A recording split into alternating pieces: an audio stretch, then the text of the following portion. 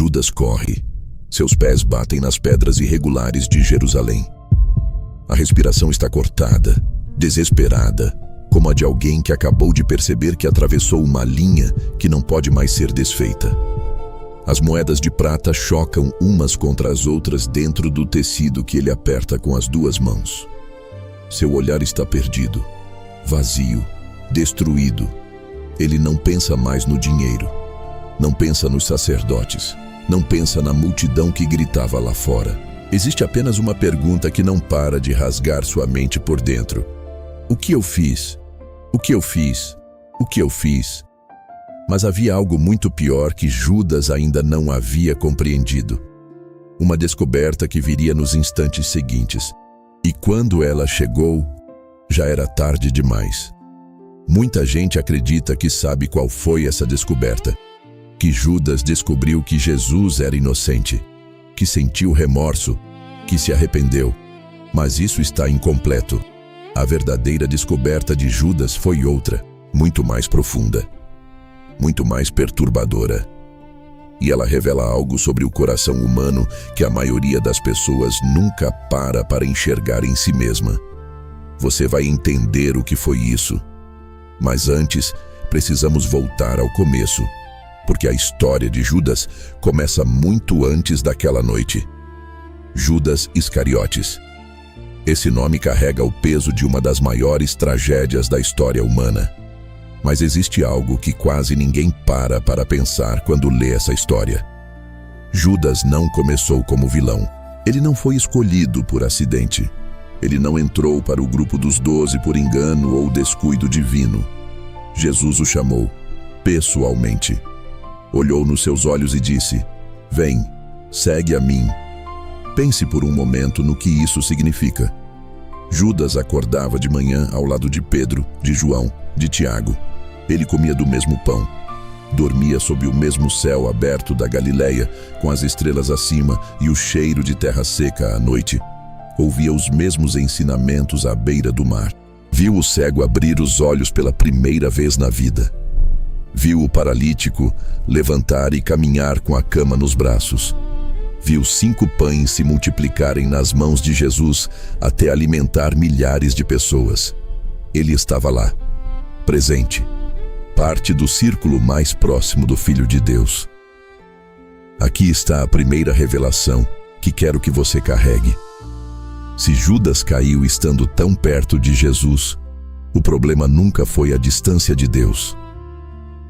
O problema era o que Judas escolhia fazer com o que via. E então vem uma cena que a maioria das pessoas passa por cima sem perceber o peso que ela carrega. Um jantar em Betânia. Maria, irmã de Lázaro, entra com um frasco de nardo puro. Perfume caríssimo. O valor era o equivalente a um ano inteiro de trabalho de um homem comum. E ela derrama tudo, sem calcular, sem economizar. Em adoração pura, joelhos no chão, cabelos soltos varrendo os pés de Jesus, enquanto o perfume se espalhava pelo ambiente inteiro e tomava o ar do cômodo. E Judas? Judas olha para aquela cena e sente indignação. Ele abre a boca e diz: "Por que este perfume não foi vendido e o dinheiro dado aos pobres?" Parece uma preocupação legítima, parece até espiritual.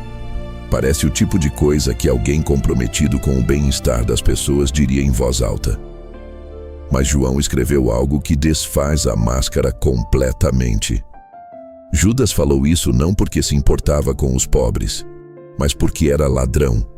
Ele controlava a bolsa do grupo e costumava tirar o que era colocado nela. Segunda revelação. Judas estava roubando do grupo enquanto caminhava ao lado de Jesus. A queda nunca começa no fundo. Começa com uma pequena concessão que ninguém vê. E aqui está algo perturbador. Judas provavelmente tinha justificativas. Provavelmente se convencia de que aquilo era temporário, que corrigiria o caminho depois, que uma pequena falha não apagava tudo o que ele fazia de certo, que ninguém estava sendo prejudicado de verdade, que aquilo era apenas uma fase que passaria. Esse é o veneno das pequenas concessões. Elas nunca chegam com o rosto verdadeiro. Sempre chegam disfarçadas de exceção, de necessidade, de algo que vai ser resolvido amanhã.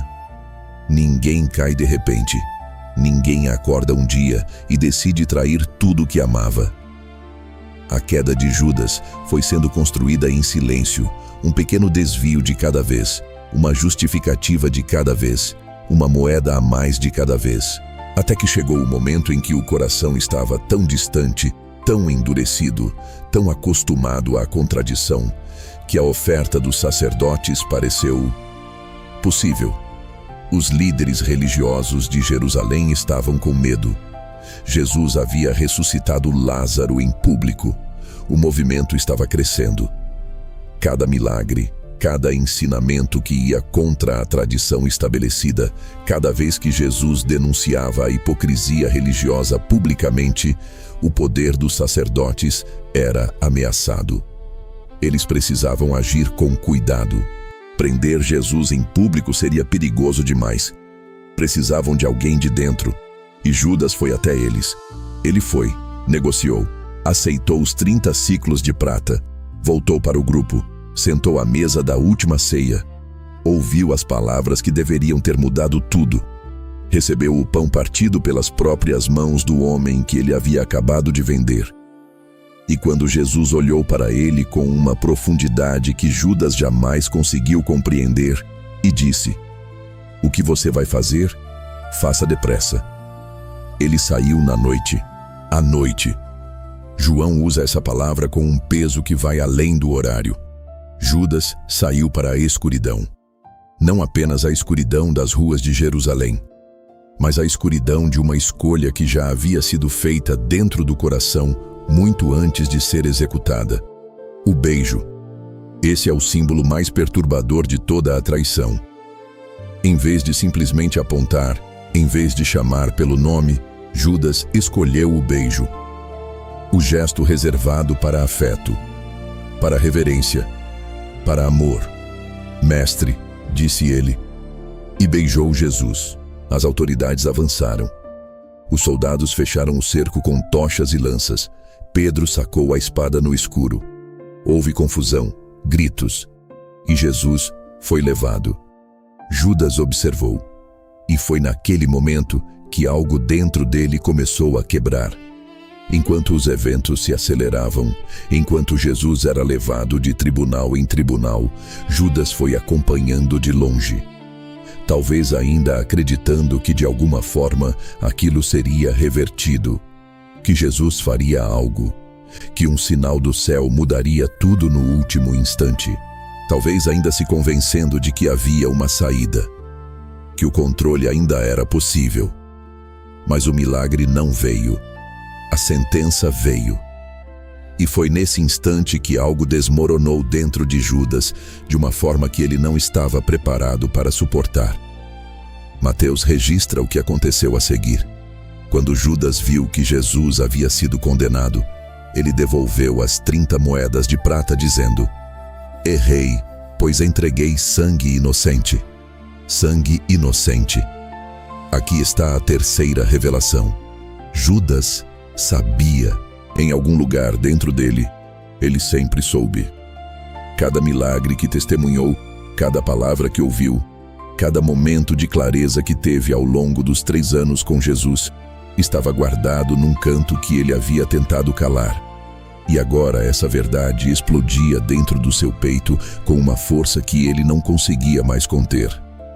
Mas preste atenção, porque aqui é onde a maioria das leituras para. Como se a descoberta de Judas fosse essa: que Jesus era inocente, que ele havia cometido um erro, que o remorso era real. Mas não era isso. Isso ainda não era a descoberta mais devastadora. Ainda havia algo pior por vir. Os sacerdotes ouviram a confissão de Judas e responderam com uma frieza que revela tudo sobre o que aquele acordo sempre foi para eles. "O que nos importa? Isso é problema seu." E jogaram as moedas de volta. Imagine essa cena. As tochas do templo projetando sombras nas paredes de pedra. Judas de frente para os homens que o procuraram, que negociaram, que pesaram as moedas com as próprias mãos, que orquestraram cada detalhe do plano. E eles simplesmente o descartam, como um instrumento que já cumpriu sua função. Você foi útil. Agora não é mais nosso problema. Quarta revelação: o pecado nunca cumpre o que promete. Ele usa, depois abandona. Judas jogou as moedas no templo. O último som que Judas ouviu dentro daquele lugar não foi a voz dos sacerdotes, foi o eco das moedas. Cada peça de prata batendo nas pedras do chão parecia repetir apenas uma palavra: tarde, tarde, tarde. E depois, silêncio. Imagine esse momento. Silêncio. Nenhuma resposta, nenhum abraço, nenhuma esperança. Apenas o silêncio de um homem que acabou de perceber que algumas portas, quando fechadas por dentro, não abrem mais pelo lado de fora. E Judas saiu. Nesse momento, a maioria das pessoas que assiste a esse vídeo está pensando: então foi aí que Judas fez a grande descoberta, que o dinheiro não valia nada, que os sacerdotes o usaram, que o remorso era real. Mas não. Essa ainda não era a descoberta mais profunda. A verdadeira revelação ainda estava por vir. Nos instantes finais. Porque é aqui que a história de Judas precisa ser comparada com a história de outro homem que estava passando por algo terrivelmente parecido naquela mesma noite. Pedro. Pedro, o pescador de Cafarnaum, que Jesus encontrou jogando a rede. Pedro, que caminhou sobre as águas. Pedro, que havia dito com toda a convicção: mesmo que todos te abandonem, eu jamais te abandonarei. Mesmo que eu precise morrer com você, nunca vou te negar. Pedro, que havia sacado a espada no jardim com a coragem bruta de quem está disposto a enfrentar uma multidão armada sozinho. E então, a noite avançou. Jesus foi levado. Os discípulos fugiram. Pedro seguiu de longe até o pátio do sumo sacerdote. Ficou lá, aquecendo as mãos perto de uma fogueira, tentando passar despercebido. E uma serva o viu. Você também estava com ele, não estava? Não conheço esse homem. Um pouco depois, outro alguém o reconheceu. Você é um deles. Com certeza você é Galileu. Não conheço esse homem. Terceira vez. Com juramento, com veemência. E no exato momento da terceira negação, o galo cantou no escuro da madrugada. E o texto diz que Jesus se virou e olhou para Pedro. Um olhar, através do pátio. Sem palavras, sem acusação, sem raiva, apenas um olhar. E Pedro saiu e chorou amargamente. Agora olhe para essas duas histórias ao mesmo tempo. Dois discípulos que amavam Jesus. Dois homens que falharam de formas diferentes, mas igualmente devastadoras. Os dois choraram. Os dois sentiram o peso do que haviam feito. Os dois se viram diante de um erro que não podiam desfazer com as próprias mãos. Aqui está a quinta revelação. Aqui muda tudo. A diferença entre Pedro e Judas não estava no tamanho do pecado. Estava na direção da corrida depois da queda. Pedro correu de volta para Jesus. Judas correu para longe. O remorso de Judas o levou ao templo, levou-o de volta aos sacerdotes, levou-o a tentar resolver por conta própria, mas não o levou até Jesus. O arrependimento de Pedro era diferente em sua essência. Não era apenas dor pelo que havia feito.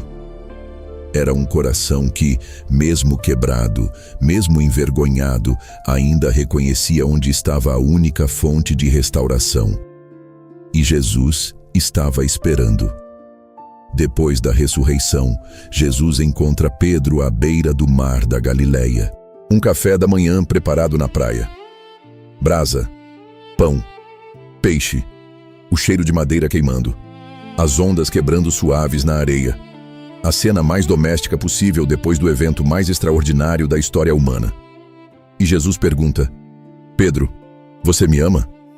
Sim, Senhor, você sabe que eu te amo. Apacenta os meus cordeiros. Segunda vez: Pedro, você me ama? Sim, Senhor, você sabe que eu te amo.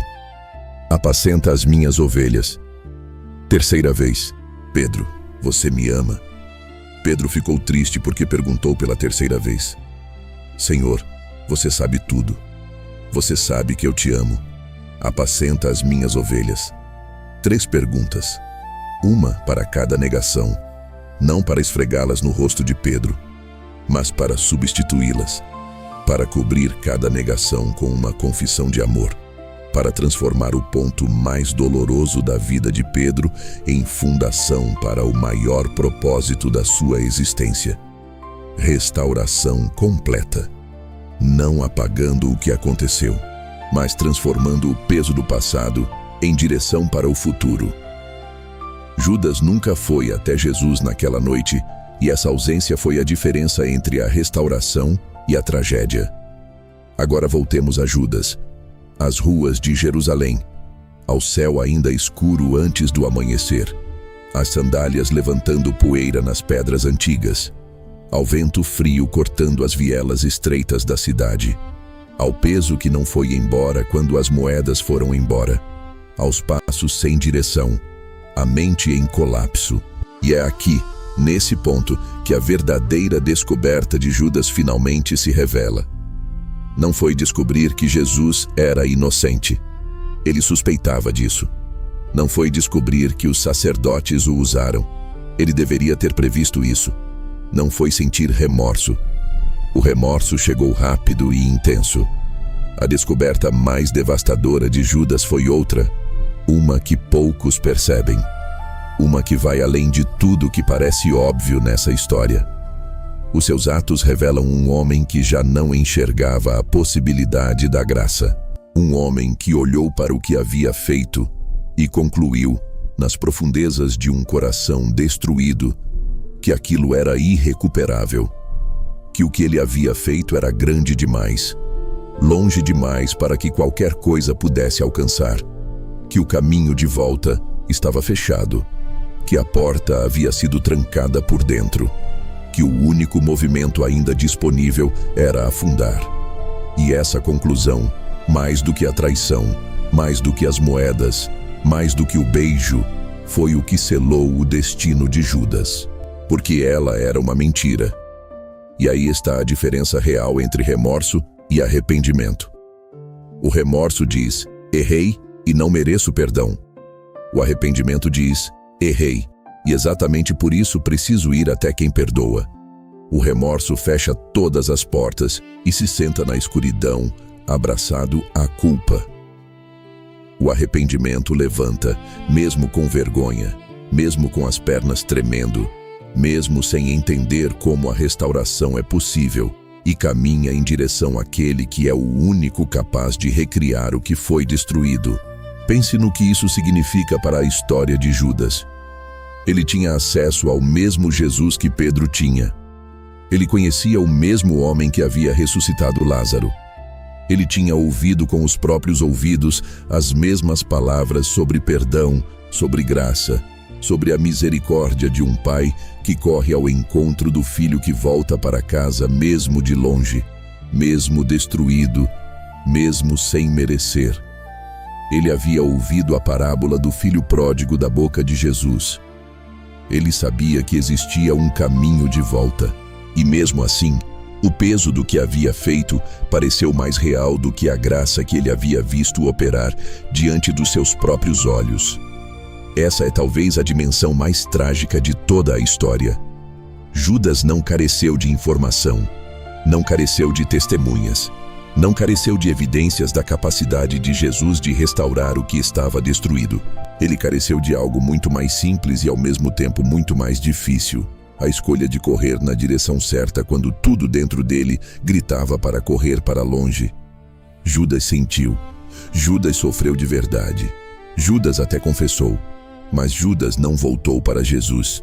E os seus atos revelam um homem que havia acreditado na mentira mais antiga que existe, a de que há um pecado grande demais para a graça de Deus alcançar. Não há. O mesmo Jesus que disse ao ladrão crucificado ao seu lado: hoje você estará comigo no paraíso. O mesmo Jesus que orou no jardim enquanto os soldados se aproximavam. Pai, perdoa-lhes, porque não sabem o que fazem.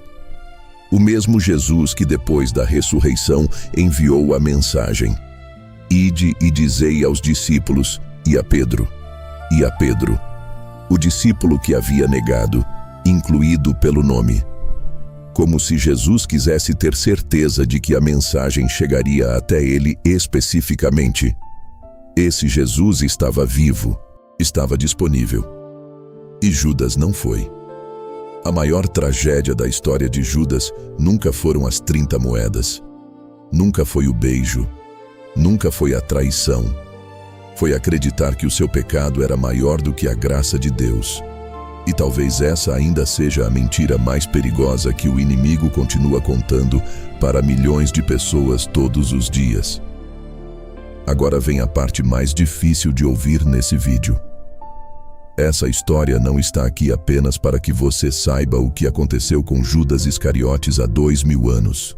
Ela está aqui porque o coração humano não mudou. As armadilhas não mudaram. Os mecanismos silenciosos da queda não mudaram. Talvez você nunca tenha segurado 30 moedas de prata. Talvez nunca tenha dado um beijo de traição. Mas quantas vezes o nosso coração foi cedendo em silêncio, um pequeno desvio de cada vez? Quantas vezes uma concessão pequena se tornou hábito, o hábito se tornou caráter, e o caráter se tornou uma vida que não reconhecemos mais como nossa? Quantas vezes o remorso apareceu sem nos mover de volta para Deus? Quantas vezes ficamos carregando culpa em vez de levar a culpa para quem tem poder de removê-la de vez? E quantas vezes ouvimos aquela voz que diz: o que você fez é grande demais, não tem volta. Deus não vai querer você assim. Você foi longe demais desta vez. Essa é a voz de Judas, não a voz de Pedro. Pedro caiu. Judas caiu. A diferença entre os dois não foi o tamanho da queda. Foi a direção que cada um escolheu depois de cair. O mesmo Senhor que encontrou Pedro à beira do mar, que preparou a brasa e o pão e o peixe e as 3 perguntas de restauração, está disponível para você agora. Não quando você achar que merece. Não quando a culpa diminuir o suficiente para você se sentir digno de se aproximar. Agora. Exatamente do jeito que você está. Exatamente no ponto em que você se encontra. Judas descobriu tarde demais que o perdão estava disponível, que a graça era real, que existia um caminho de volta e que a única coisa que o impedia de acessá-lo era uma mentira que ele havia escolhido acreditar. Não deixe que essa seja a sua história, enquanto ainda há tempo. Enquanto o galo ainda não cantou pela última vez, há uma graça que corre na sua direção com mais velocidade do que qualquer coisa que você possa ter feito para se afastar dela. A pergunta que fica não é o que aconteceu com Judas. A pergunta que fica é a que você vai responder com a sua vida hoje. Enquanto ainda há tempo, o que você vai fazer com o que Deus está mostrando ao seu coração agora? Pedro voltou. Judas desistiu. E você ainda pode escolher. Se esse vídeo chegou até você hoje, não foi por acidente. Compartilhe ele agora com alguém que precisa ouvir essa mensagem. Não sabe quem? Pensa por um segundo. Tem alguém na sua lista, num grupo, na sua família, carregando um peso que essa história pode aliviar. Um compartilhamento seu pode mudar o dia de alguém. Pode mudar muito mais do que isso. E se esse conteúdo tocou o seu coração, deixe o like agora. Esse gesto simples ajuda esse vídeo a chegar em mais pessoas que precisam ouvir sobre a diferença entre remorso e arrependimento. Você não está só curtindo um vídeo. Você está ajudando a levar essa mensagem para frente. Comenta aqui embaixo também. Qual parte desse vídeo mais falou com você? Foi a comparação entre Judas e Pedro? Foi o momento em que o remorso não foi suficiente? Ou foi algo que você nunca havia percebido nessa história? Conta pra mim nos comentários. Eu leio tudo. E se você ainda não é inscrito no canal, inscreva-se agora e ative o sininho para ser notificado dos próximos vídeos. Toda semana temos conteúdo novo, histórias bíblicas contadas de um jeito que vai além da leitura superficial, que vai fundo, que transforma, que fica. Obrigado por assistir. Até o próximo vídeo.